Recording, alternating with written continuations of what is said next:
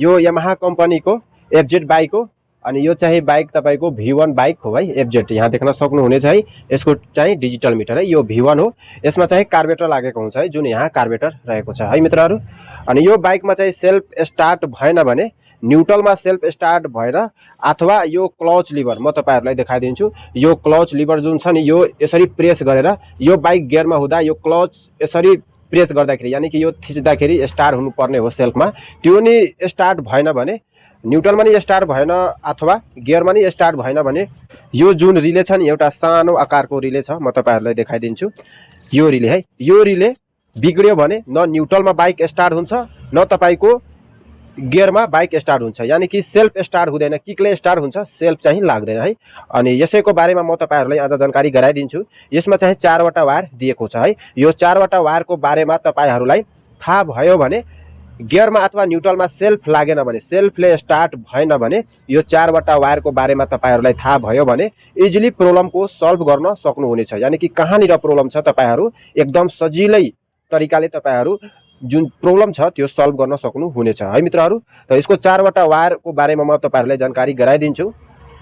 यो एउटा जुन वायर छ नि यो म तपाईहरुलाई देखाइदिन्छु। यो हरियो खालको यो वायर छ है। यो भुरी हरियो वायर हामीहरुले भन्ने गरिन्छ है। यो वायर है, यो वायर जुन छ नि हाम्रो न्यूट्रल स्विचबाट आएको हुन्छ। यो रिलेमा न्यूट्रल स्विचबाट आएको हुन्छ। एउटा यहाँ न्यूट्रल स्विचबाट एउटा यहाँ वायर आइपुग्यो हैन।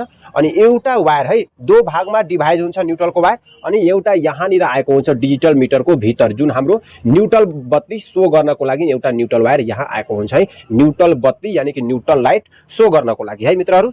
अनि अरु म तपाईहरुले अरु के जानकारी गराइदिन्छु भने यो एउटा वायर तपाईहरु देख्न सक्नुहुनेछ, रातोमा कालो लाइन बनेको छ है। यो जुन वायर छ नि यो वायर हाम्रो डाइरेक्ट यहाँबाट आएको हुन्छ। म तपाईहरुलाई यो पनि जानकारी गराइदिन्छु। यहाँबाट यो स्विच तपाईहरु देख्न सक्नुहुनेछ।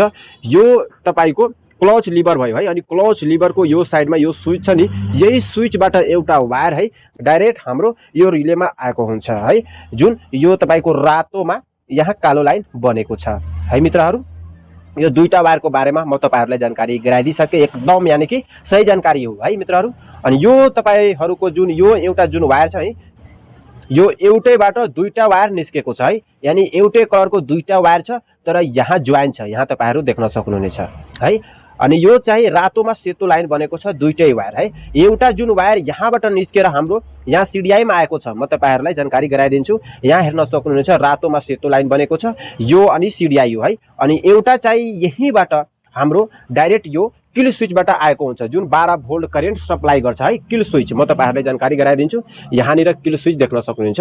यो अन गर्न बित्तिकै है किल स्विचलाई अन गर्न बित्तिकै यो रिलेलाई 12 volt current input 12 volt current यो रिलेमा 12 भोल्ट करेन्ट आउँछ है यस भाइ। अनि एउटा चाहिँ यहीबाट डाइरेक्ट हाम्रो यो सिडिआईमा तपाईको आएको छ। सिडिआईमा पनि 12 भोल्ट करेन्टको आवश्यक पर्छ, त्यही भएर यो एउटा पनि यहाँ वायर आएको छ जुन यो सेम टु सेम वायर छ। रातोमा यहाँ सेतो लाइन बनेको छ है। अनि यहाँ पनि रातोमा सेतो लाइन बनेको छ दुईटा वायर। एउटा चाहिँ हाम्रो किल स्विचबाट यहाँ आयो अनि यहीबाट जोइन भएर हाम्रो यो सिडिआईमा आयो है 12 भोल्ट करेन्ट। यहाँ पनि 12 भोल्ट करेन्ट आइपुग्छ किल स्विच अन गर्न बित्तिकै।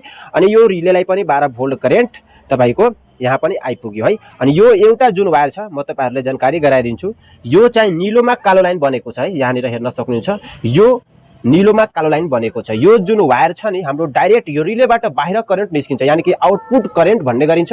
यो डाइरेक्ट हमारी यसरी यानी कि यो भित्रै हुँदै है भित्रैबाट हाम्रो डाइरेक्ट यहाँ आइपुग्छ यो सेल्फ रिलेमा है। यो सेल्फ रिलेमा 12 भोल्ट करेन्ट आइपुग्छ है मित्रहरू।